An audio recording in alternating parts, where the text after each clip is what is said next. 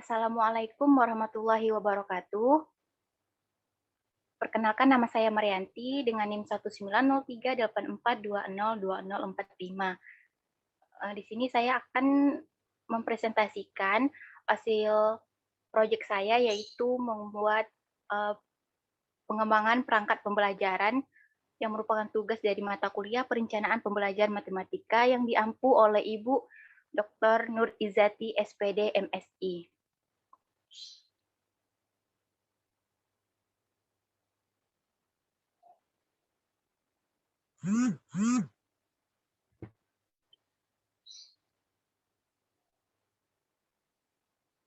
Nah, adapun topik daripada pengembangan perangkat pembelajaran yang pertama yaitu waktu dan tempat pelaksanaan proyek, yang kedua alat dan bahan penyusunan proyek, yang ketiga ada uraian kegiatan proyek, yang keempat ada pengertian perangkat pembelajaran, yang kelima ada jenis-jenis perangkat pembelajaran.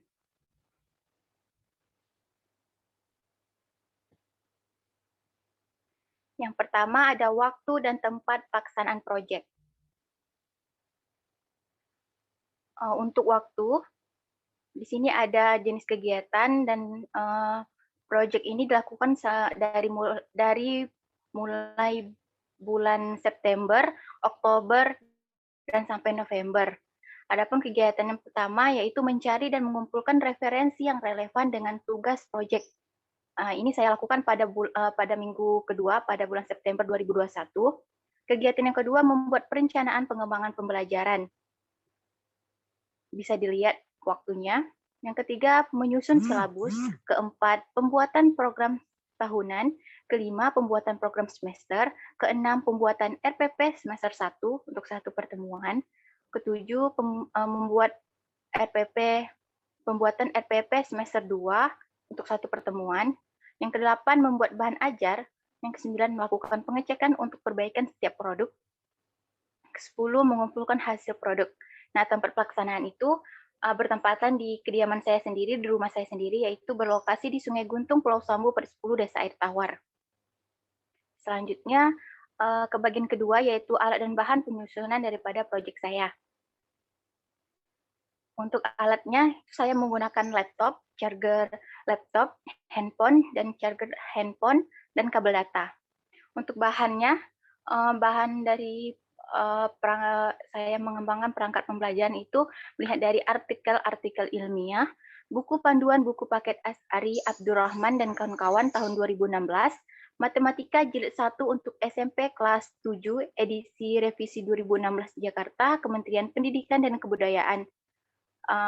Adapun untuk membuat laporan itu saya menggunakan Microsoft Word, dan video presentasi saya menggunakan PowerPoint, dan YouTube untuk melihat dari referensi mengenai perangkat pembelajaran. Untuk selanjutnya,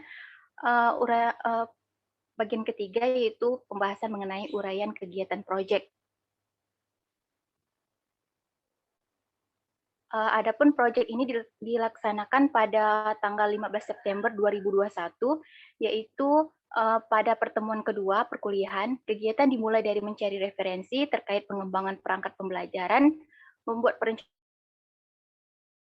proyek, pembuatan produk, melakukan pengecekan untuk perbaikan setiap produk yang dikembangkan, dan membuat laporan akhir proyek. Proyek pengembangan perangkat pembelajaran telah diselesaikan pada tanggal 10 November 2021 yang diakhiri dengan laporan akhir proyek. Nah, di sini ada tanggal kegiatan, lalu kegiatan atau aktivitas, catatan kemajuan atau hasil kerja, permasalahan, dan tindak lanjut. Nah, pada mulai melakukan proyek itu, pertemuan kedua, pada tanggal 15 September 2001, kegiatan atau aktivitas yang saya lakukan adalah mencari referensi dan mempelajari cara pembuatan silabus, program tahunan, program semester, dan rencana pelaksanaan pembelajaran. Nah, kemajuan atau hasil kerja yaitu rancangan perangkat pembelajaran. Di sini saya mendapatkan permasalahan yang saya hadapi, yaitu sulit mencari referensi atau contoh yang relevan terkait silabus, program tahunan, program semester, dan RPP. Untuk tindak lanjutnya itu membuat perangkat pembelajaran dimulai dari merancang silabus. Nah, jadi tanggal 22 September 2021 itu kegiatan saya memahami langkah-langkah komponen-komponen serta elemen apa saja yang perlu digunakan.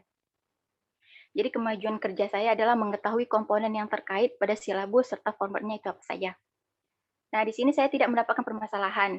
Untuk tindak lanjutnya itu saya menyusun silabus. Jadi pada tanggal 29 September 2021, kegiatan saya itu menyusun silabus. Hasil kerjanya menentukan KD, materi pembelajaran, indikator penilaian, kegiatan pembelajaran, dan sumber belajar. Nah, di sini saya juga mendapatkan permasalahannya yaitu pada menentukan alokasi waktu pembelajaran. Nah, untuk tindak lanjutnya itu membuat program tahunan. Pada tanggal 6 Oktober 2021, kegiatan saya adalah pembuatan program tahunan. Kemajuan atau hasil kerja saya yaitu menetapkan alokasi waktu untuk setiap mata pelajaran kompetensi dasar dan pokok bahasannya di minggu efektif. Di sini saya tidak mendapatkan permasalahan. Dan untuk tindak lanjutnya itu membuat program semester. Untuk tindak lanjutnya membuat program semester pada 13 Oktober 2021, kegiatan saya pembuatan program semester. Nah, kemajuan kerjanya menentukan banyaknya jam yang tersedia di kolom minggu dan banyaknya tatap muka setiap minggu. Di sini saya tidak mendapatkan maaf, pada tanggal 13 Oktober 2001, kegiatan aktivitas saya itu pembuatan program semester. Kemajuan atau hasil kerja yaitu menentukan banyaknya jam yang tersedia di kolom minggu dan banyaknya tatap muka setiap minggu per mata pelajaran dengan memperhatikan minggu efektif. Di sini saya tidak mendapatkan permasalahan. Nah, untuk tindak lanjutnya saya melanjutkan membuat produk selanjutnya yaitu menyusun RPP. Nah, pada tanggal 20 Oktober 2001, kegiatan saya menyusun RPP semester 1 dan semester 2. Masing-masing itu satu pertemuan aja. Nah, kemajuan hasil kerjanya menentukan kegiatan pembelajaran sesuai dengan alokasi waktunya. Di sini saya tidak mendapatkan permasalahan. Untuk tindak lanjutnya, saya membuat bahan ajar. Pada tanggal 20 Oktober 2021, aktivitas saya membuat bahan ajar. Kemajuan atau hasil kerja, saya dapat menyelesaikan pembuatan bahan ajar 1 untuk materi memahami keliling dan luas segi 4, dan bahan ajar 2 untuk materi operasi penjumlahan dan pengurangan bilangan bulat. Di sini saya tidak mendapatkan permasalahan. Untuk tindak lanjutnya melakukan revisi pada setiap produk jika terdapat kesalahan. Nah, lanjut pada tanggal 3 November 2021, saya melakukan pengecekan untuk perbaikan setiap produk. Jadi hasil kerjanya itu terdapat perbaikan pada beberapa produk. Nah, di sini saya mendapatkan permasalahannya yaitu sulit menemukan referensi yang relevan dalam menyusun silabus, program tahunan, program semester, RPP, dan bahan ajar. Jadi tindak lanjutnya mengumpulkan hasil produk yang telah direvisi, membuat laporan akhir proyek, dan membuat video presentasi. Nah, pada tanggal 10 November 2021, kegiatan atau aktivitas yang saya lakukan adalah menyiapkan semua produk. Telah selesai menyiapkan semua produk, membuat laporan akhir, dan video presentasi.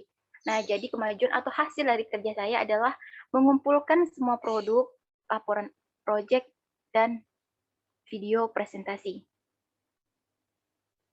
Nah, untuk bagian keempat ada pengertian perangkat pembelajaran.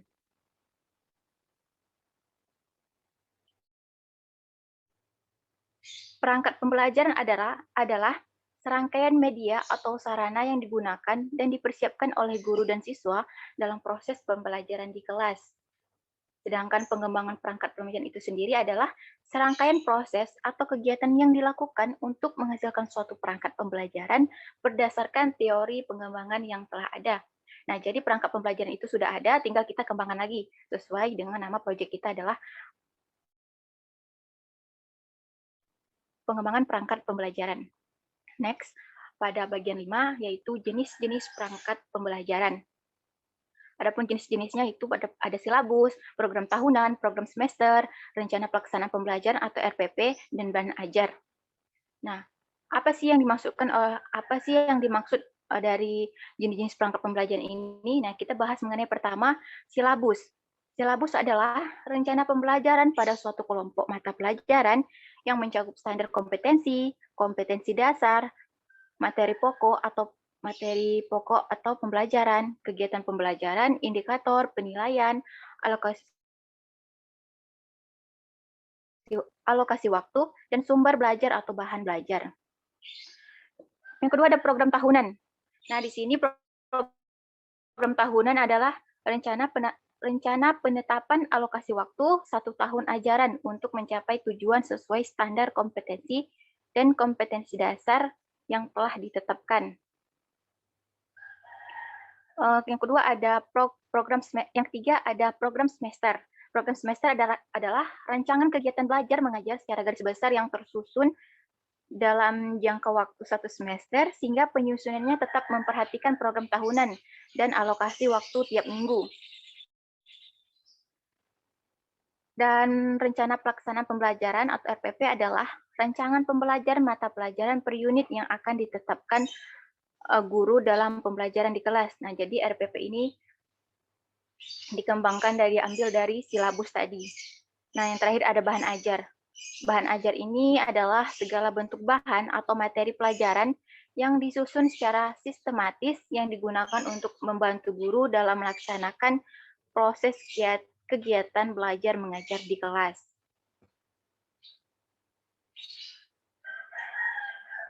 Selanjutnya,